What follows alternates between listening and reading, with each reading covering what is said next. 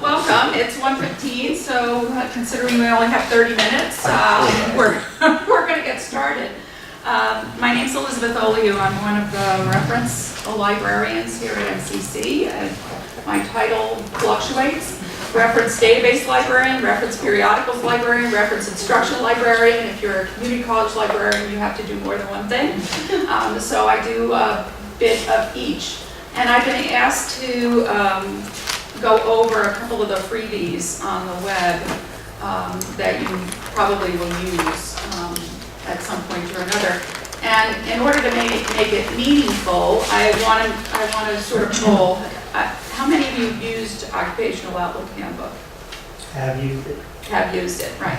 So I'm going to go swiftly through it, but I might point out a few things, at least as far as my experience is concerned. I've taught a lot of classes where students had to find information, so a lot of what I'm going to talk to you about is the perspective of what I get from the students as to what they like or don't like, or what floats their boat. In a previous life, I've been a librarian for almost 30 years here at Monmouth, at Kane, at our local consortium, NJCCC. But before I became a librarian, I actually worked for the Department of Labor in New Jersey. And I had to give instructions on job search techniques, on interviewing techniques. At one point, I was a representative of the Department of Labor to area employers and had to contract with them for on-the-job training. So things have changed tremendously since then, right? No web at that time. And I probably have to go back to school to relearn all of that stuff. But there are some perspectives, I think, that hopefully will be informative. And at any point you have a question, or you want to apply it, or have a situation in your own professional life that you want to share, please feel free to do so. Okay, so the Occupational Outlook Handbook, obviously U.S. Department of Labor, Bureau of Labor Statistics, started in 1949. They covered about 250 occupations. And the book format, the book Occupational Outlook Handbook was a standard in libraries throughout the country. You were not a library if you did not have that book. And for many years it was well thumbed. We often had multiple copies. In 1996 it went online. It was not a good thing to view in 1996, and for several years afterwards people still went back to the print source because the online version was so terrible. Okay, they have improved. Okay, they have improved, and this is probably familiar to you. So there are a lot of search options within the screen, and one is just a flat-out search. So if you know the occupation that you want, you just click in there, you type it, and it should pop up. There is this faceted search that can be helpful, and we'll try to do one or two searches there. There's this featured profile that rotates, so if you refresh the screen, a new profile will pop up, and it provides a direct link into the description of that particular occupation. The one that students seem to like a lot is this occupation groups, in part because a lot of students come in and have no idea what they want to do. They know what they don't want to do, right? They have a notion of what they don't want to do. So oftentimes just picking an area helps them maneuver to finding some occupations that might be of interest to you. All of us are exposed to a very small portion of what's available out there, right? It's what our families, family members do. It's what we see. Maybe you're still a TV viewer. Most of our students are not, but you may see occupations in programs or discussions. But it's a very limited scope, and so a lot of students start out with that very limited view of what's possible, right? So that one ends up working out really well. There's this, further down the page, there are these other things, and I call them the magic buttons because these are also the popular ones among students, right? So what's the highest paying, what's the fastest growing, and what are most new jobs available? And so they'll hone in on those, right? Have you had that experience that if you've used Occupational Outlook Handbook? right? That's, you know, the highest paying, I want the highest paying job. So, that is probably the least used feature. It's an alphabetical listing of all the occupations, right? And these other resources, frequently asked questions, the glossary, the teacher's guide really just explains all about. It's not like you have, tests or quizzes or something that you can give. It's really just an explanation. The career outlook is a publication, and they're short articles that feature certain careers or certain aspects of the job search process. So we're just going to go to the Occupational Outlook Handbook, and we're here. So you'll see that now it says epidemiologist, and if you view the profile, it's the familiar profile, I'm sure, that you've seen before, right? And the summary page has changed quite substantially over the last few years, and is much more helpful, and students like the fact that it's in brief. But obviously, if you click on the tabs across the top or the arrow on the bottom, you'll find more information. Sometimes they offer a video feature that details it. So how do you use this with the students that you deal with?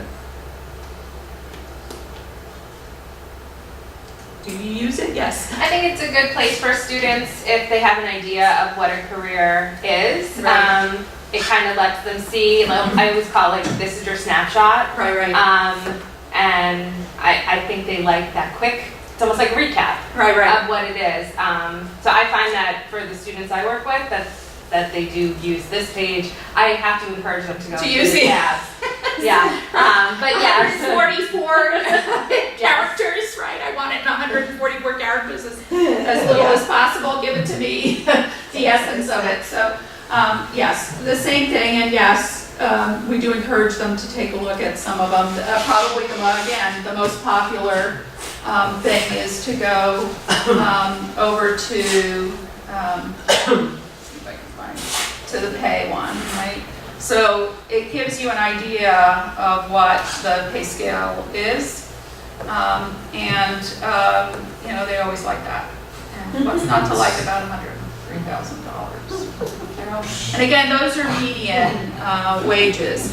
And what I do like about the previous page is, especially for students who have no idea what median means, right? They do provide this little pop-up, and it tells you exactly what a median is. Yeah, so, they don't, at least in my classes, median is, they think it's average. It's an average, and it's not really an average. So that proves to be helpful. If we go back over here, the part that I like is pick your poison over here. What occupation groups do you want to look at? You want the computer one? Computer and information technology. So, which is a popular topic, right? And this gives you some listings, right, of some jobs that are within the field, with a rotating list. Obviously, if the list is really long, then we're back to the median pay. But you can scroll this lowest to highest, highest to lowest. They always go to the highest to lowest, right? Not the lowest to highest. So, and the link in there obviously provides you with the same type of information that you saw previously. So it's linked in that way. I think what I like the best about Occupational Outlook Handbook is it's pretty straightforward. There's not a lot of stuff that you have to worry about, right? So it's while you can drill down a bit, it doesn't drill down entirely. I think one of the useful features in any of the entries is the more info. So especially when I have second year students who are looking for career information. So we're an associate's program, so 2-year information. I often tell them if you're bound and determined to be whatever it is that you want to be. One of the advantages to this contact more information is links into associations, professional associations, or societies. And oftentimes on that website, they're free, right? They provide additional information on careers. Not all websites do a great job of it, some don't do it at all. But I encourage them to look at it because those are the people in the business, right? They're the people that know what's going on. And I also encourage them to find out whether or not they offer student membership fees. Many of them offer $10, $15, $25 membership fees. And especially when the job market was a lot tighter than it is now, encouraging them to think about investing in their future by joining that association, maybe going to a local meeting, a local chapter meeting, and start networking with people who are in the profession. You know, it's a lot of who you know as much as what you know.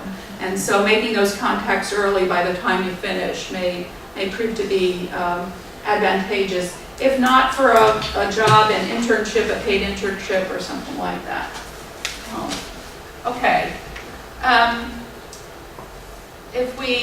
The only other tool that students are sometimes interested in is this select occupations by. So these facets, you know, especially if you're looking at community college, you can actually search for jobs based on associate degrees as the terminal degree. And again, you can modify this so it's highest to lowest, lowest to highest, alphabetical, not reverse alphabetical order. And yes? Do they have an option to show by like region of the country? Or no? Well, you have to drill down within it to find it, but it's probably easier to do in ONET than it is in here. All of the Department of Labor websites now have what they call crosswalks. So they link into another place that has that information. So you'd be leaving this website to go to that information.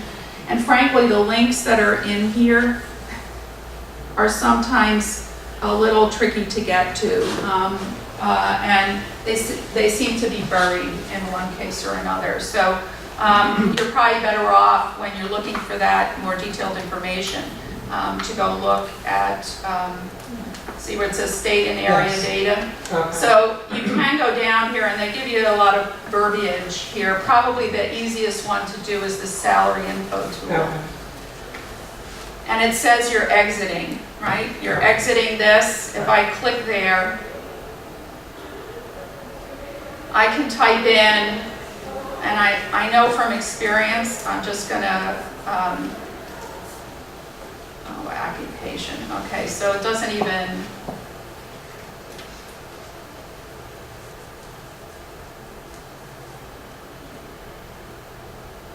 so it gives me a New Jersey guide. I have to tell you though, when you look at the map, and I did email the Department of Labor. I have not gotten a response. Because what's interesting is that when you view the map, and it goes for most of New York and for parts of New Jersey, but Central Jersey doesn't figure in here.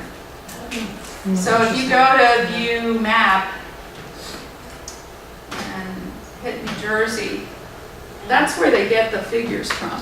Interesting. Very interesting. Yeah. And almost uniformly, this swap here doesn't get counted. They do these surveys, and the surveys are selective surveys. So I don't know what it is about Central Jersey and Manhattan or, you know, Brooklyn, Staten Island, except to maybe think that it skews the median by using some of that, or that the salaries are so far out of line with what is expected in other areas. I don't know, but of course they haven't answered my question. So if they do, I'll get in touch somehow. I don't know what their answer is. So this gives you an idea of what the salaries are. Obviously, you go to South Jersey and the salaries are 0 to 119. That's a big span, right? Get paid nothing for your job. It's interesting. So that is one way to do it, but you know, frankly, it's often not satisfying. right? It's not a satisfying thing. And you're in a different product, right? So this is Career One Stop. Have you used that as well? Which is not what I was given a very clear directive as to what I was supposed to cover. So that's not what I'm going to cover. But it does bring you in there through that those crosswalk things. Okay. So let me go back over here and hit this. And not to belabor the point, I'm not going to go into all of these things. I just wanted to point out Career Outlook. What is nice is they tend to be brief articles. So, right, appeal to students. And one of the ones that I really like, and often go back and find one like this, where it says measuring the value of your education. And it just lists a bunch of degrees, right? And how much you can expect to earn. And if you go down here, right, 712, so it graphically shows them what they can expect, at least meeting-wise, education. Okay. Questions about any of this? So that's why I like that particular little blurb. And again, it's manageable. It's not that long. It's almost 140, not quite over 144 characters. Okay. So I left, oops. The ONET I find more complex, and I don't know if you have that experience with students trying to work through it. There's almost too much information for me and for them. They get lost. It's like going down a rabbit hole. There's just so much stuff that I think as you as professionals probably have to guide it in a way to not make it overwhelming. How many of you have used the ONET? Some of you, okay. I don't know why it disappeared, but we'll try it again.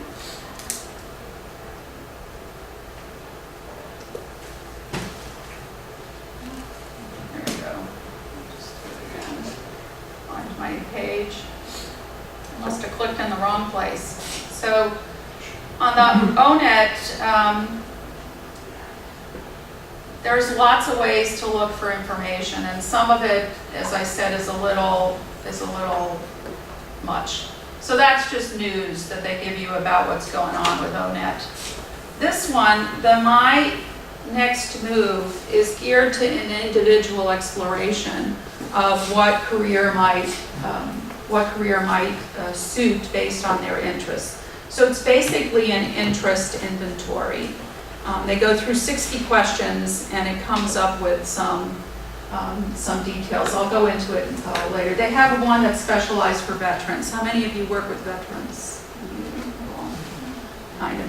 So the neat part about the veterans, when it comes to the links that are there, they tie it to their military record. So it's what branch of service they're in, and what they did within the military. And then they try to translate those skills to civilian occupations. So that part, I think, is really helpful if you're working with military.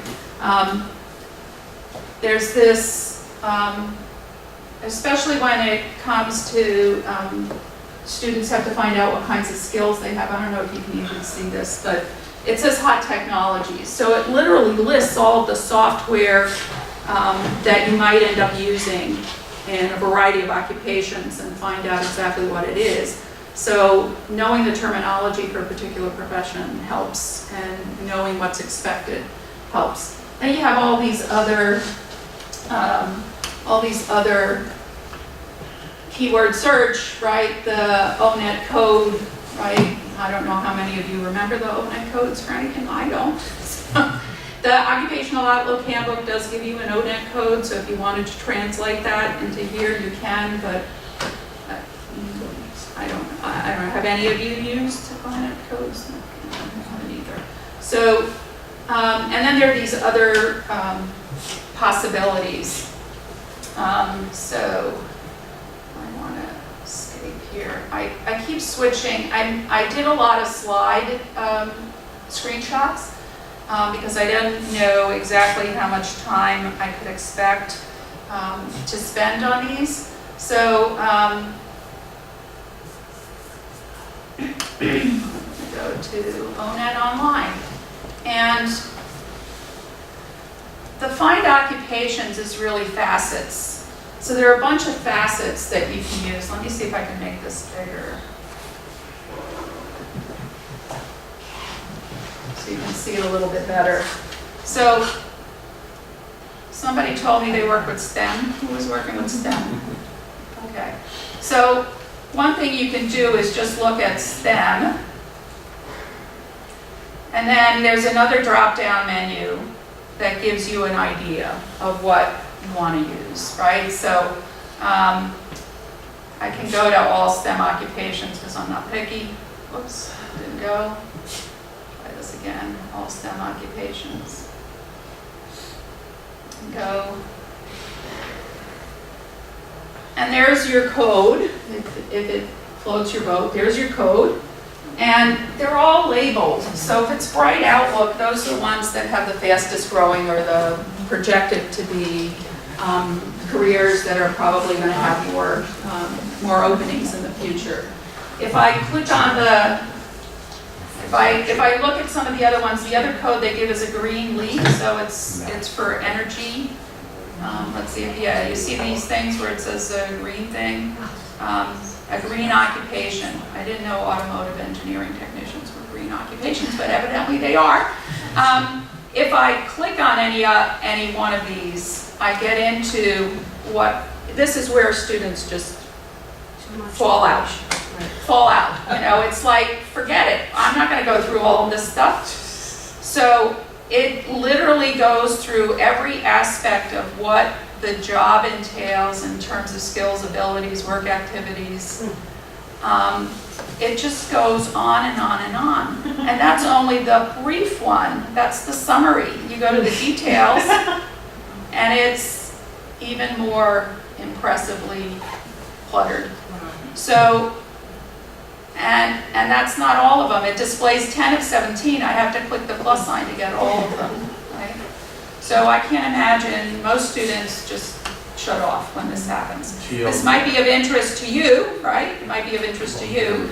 But on the whole, this part of it just makes no sense to me. It makes no sense to me, That's at when you least as far as say, students. remember, you picked the highest paying job, so just keep reading or... Maybe.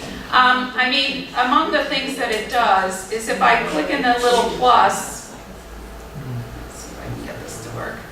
I'm having a little problem with my mouse, my little tracking ball.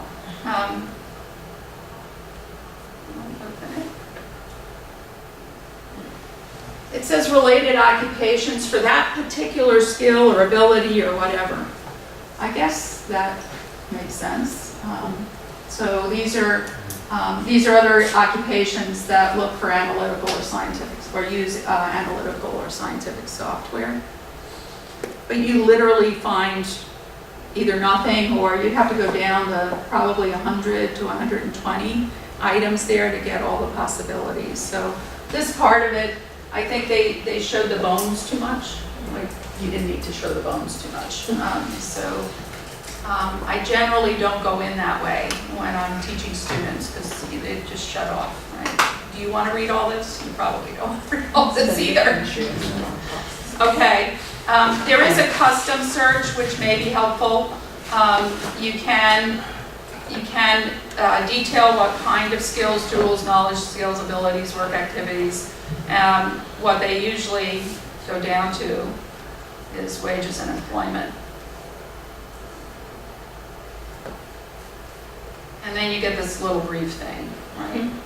What the median wages and employment trends are. So this part of it is simple, it's easy to see, but the rest of it, scares me. The link in here to local, you can pick a state. So we'll pick New Jersey because I guess that's where we all are from. And click go. And you're back into that Career One stop that you saw when you were in Occupational Outlook Handbook. And so there's the New Jersey one, and guaranteed, if I view the map, yes? I see most of these are listed for median, but does it have the mode or mean for any of them? No. On occasion, you might find it somewhere, but it's usually done by median median. or view hourly wages. I think it still comes down to, I don't actually know, median hourly wages. They like the median. So, it's obvious that again, the middle part of New Jersey and New York is just they're not capturing that information. So I often tell students that if you're going to be working in the city or if you're working somewhere in central Jersey, you have to add 10 to 20% onto the median because the salaries tend to be a lot higher. The cost of living is more expensive, so they get excited at the prospect of 20% more in the salary, but you're paying a heck of a lot more in rent, right? Rent, food, all that other good stuff. So yes. I used the Occupational Outlook Handbook, but once I run up against this, I get discouraged because I'm looking for sometimes engineering positions for students. I don't want to necessarily have them transfer to Texas to be a petroleum engineer. I want like civil engineering, and when I ran across the business about the New Jersey and the New York, it kind of... Yeah, no, it is, and again, if I ever get a response from the Department of Labor, then maybe we'll find out. I can only surmise that it throws the median off too much, or... Because then you don't really know what the demand is either. Yeah. So, anyway, so that's one way to look at ONET, and probably not the way that makes a lot of sense. On the advanced search over here, again, it's skills. So it's a variety of things that I can pick, right? If I know that I have certain interests, I could select those interests, and then it will group it by career. That sort of works, but the crosswalks over here are merely links into other websites that are connected. So there you have the Occupational Outlook Handbook, so you can link there if you want. What I want to show you, how many of you have used the My Next Move? How did you like it? I thought it was interesting. It's sort of like targeting younger, youthful group. I work more so with adults, so Yeah. I didn't use it as much. Well, the veterans one, if you use with veterans, might be helpful. But the part I like about this one is the simplicity of it. So if I had a psychology student who didn't know what other than being a psychologist, what they could do, you could do a psychology search in here, right? And it lists a bunch of different occupations where psychology may be part of what you do, right? So, and again, it lists it by bright outlook, green outlook, and then it does this registered apprenticeship. I must have done 100 searches in here. I have yet to find one that's in New Jersey, because you click on registered apprentionships and select, let's see if this is going to be the one that's the live, but if I click on New Jersey and click go, we had no matches. That's generally what I get for New Jersey. So it's not helpful for most things. Maybe in some of the trades, you'd probably find it, but the fact that they put that little apprenticeship thing next to it makes people assume that there must be apprenticeships locally. So that's sort of a discouraging thing. If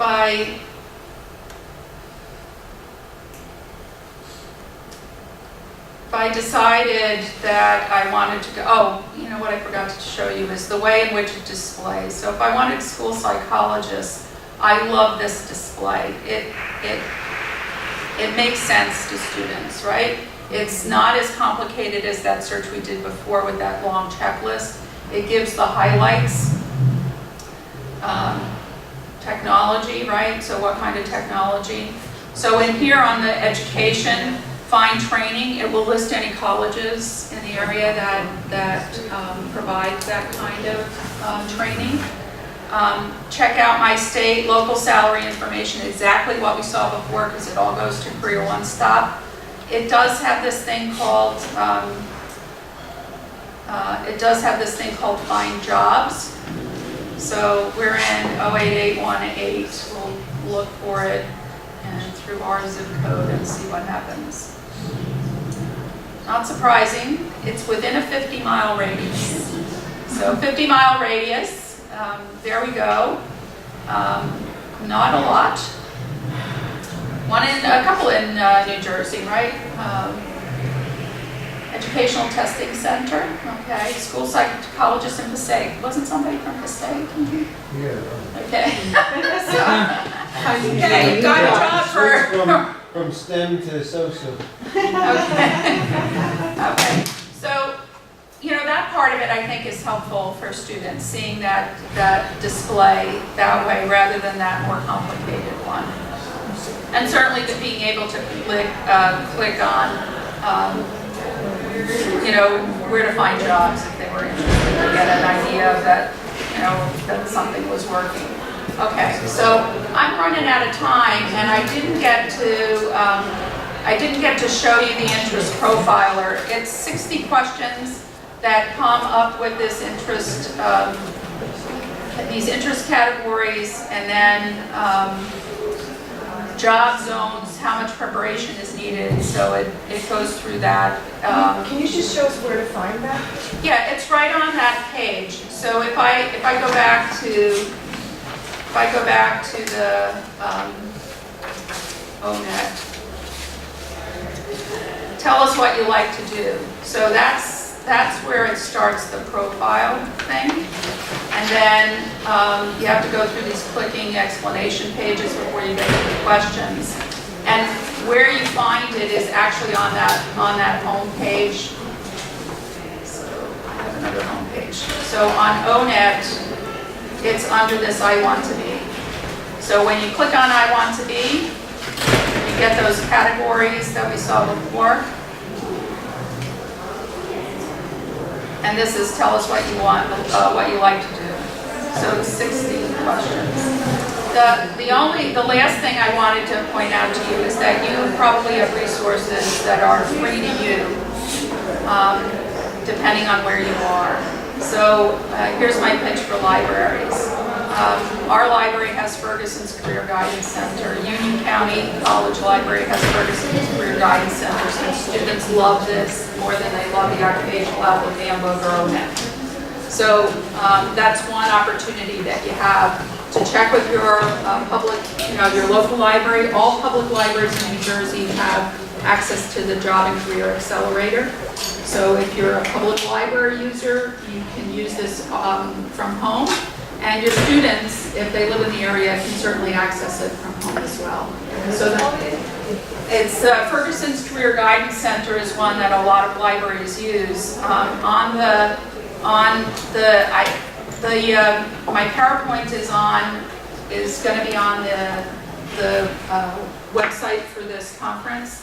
So you'll be able to see it, but I give you examples. Union, Brookdale, all have, and us have Ferguson's Career Guidance Center. So if you're on campus, it's one click through, no problem. If you're off campus, you have to log in. If all New Jersey residents have that Job and Career Accelerator, and many public libraries offer remote access. So Old Bridge Public Library has Ferguson's and Learning Express, which includes the test prep for some of the certification tests. So that's a freebie that wasn't part of my charge, but I'm a librarian, so I have to say it.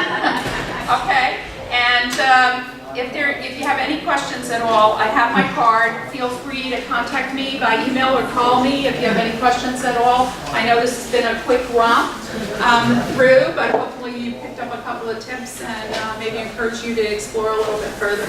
Okay, thanks very much.